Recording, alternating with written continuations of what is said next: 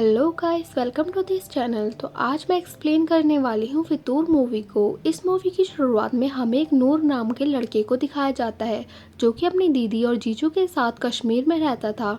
इस लड़के को पेंटिंग बनाने का बहुत शौक होता है और ये बहुत ही खूबसूरत पेंटिंग्स बनाता है। एक दिन रात को नूर एक टेररिस्ट से मिलता है जिसके कि सभी साथी पकड़े गए थे और वो घायल था। यहाँ पर वो टेररिस्ट नूर को धमकी देता है कि तुम जाओ और मेरे लिए कुछ खाने के लिए लेकर आओ, नहीं तो मैं तुम्हें ही खा जाऊंगा। तब नूर उसको कुछ खाने के लिए देता है और उसको छुपने के लिए एक जगह भी देता है। इसके बाद उस इलाके में पुलिस आ जाती है और वो टेररिस्ट वहाँ से भाग जाता है, लेकिन नूर इन सब के बारे में अपनी बहन और जीजू को नहीं बताता है। इसके बाद नूर अपने जीजू के साथ बेगम हजरत जहान के शाही घराने में जाते हैं। यहाँ पर वो किसी काम से आए होते हैं। यहाँ पर पहली बार नूर फिरदौस से मिलता है जो कि बेगम हजरत जहान की इकलौती बेटी होती है।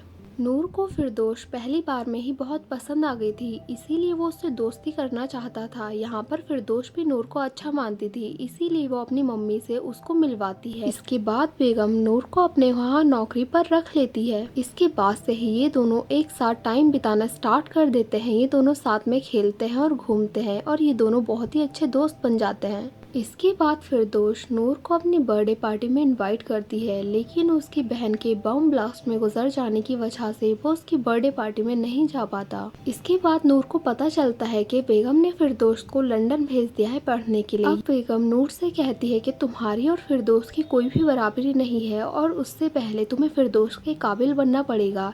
यहाँ पर बेगम थोड़ी बुझी बुझी सी रहती थी, ऐसा लगता था जैसे उन्होंने अपने दिल में कोई राज छुपा कर रख रखा है। बेगम की बात सुनकर नूर का दिल टूट जाता है और वो हवेली से चले जाता है। इसके बाद हमें कुछ सालों बाद नूर को बड़ा हुआ दिखाया जाता है जो कि अब एक बहुत ही बेहतरीन कलाकार बन चुका था।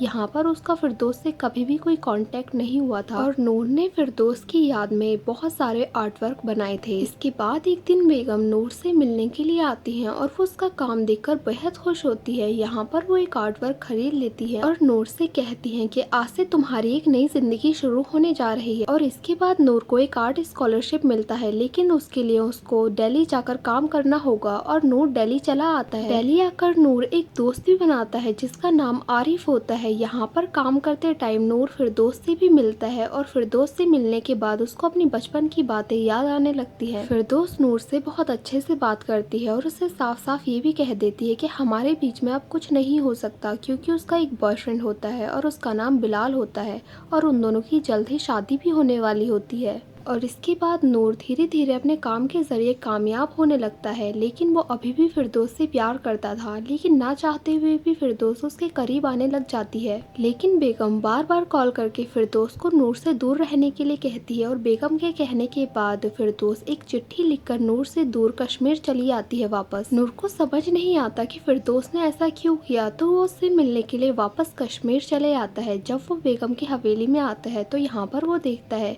कि फिरदौस उससे दूर दूर रहने लगी है, लेकिन उसको कुछ भी समझ नहीं आ रहा होता है कि फिरदौस ऐसा क्यों कर रही है। फिरदौस नूर से प्यार करती थी, लेकिन बेगम नहीं चाहती थी कि वो नूर के साथ रहे। वो चाहती थी कि वो बिलाल से शादी करके अपनी लाइफ में सेटल हो जाए। अब हमें यहाँ पर पता चलता है कि बेगम ऐसा क्यों कर रही है, क्योंकि उन्होंने भी जवानी में एक मुफ्ती नाम के लड़के से प्यार किया था और इसके बाद जब वो प्रेग्नेंट हो गई तो उन्होंने अपने सारे गहने लेकर उसके साथ भागने का डिसाइड किया, लेकिन मुफ्ती उनके गहने लेकर अकेले ही भाग जाता है और बेगम को धोखा दे दिया। इसके बाद फिरदौस का ऐसा बिहेवियर देखकर नूर का उसके काम में मन नहीं लगता है और वो बहुत उदास रहने लगता है। इसके बाद एग्जीबिशन में वो फिरदौस को उसके फियांसे बिलाल के साथ देखता है, जिसको देखकर वो रह नहीं पाता और एग्जीबिशन में बहुत ही उल्टी सीधी हरकतें करता है, जिसकी वजह से उसको एक रात जेल में भी काटनी पड़ती है और उसके जीजू आकर नेक्स्ट डे उसकी बेल करवाते हैं।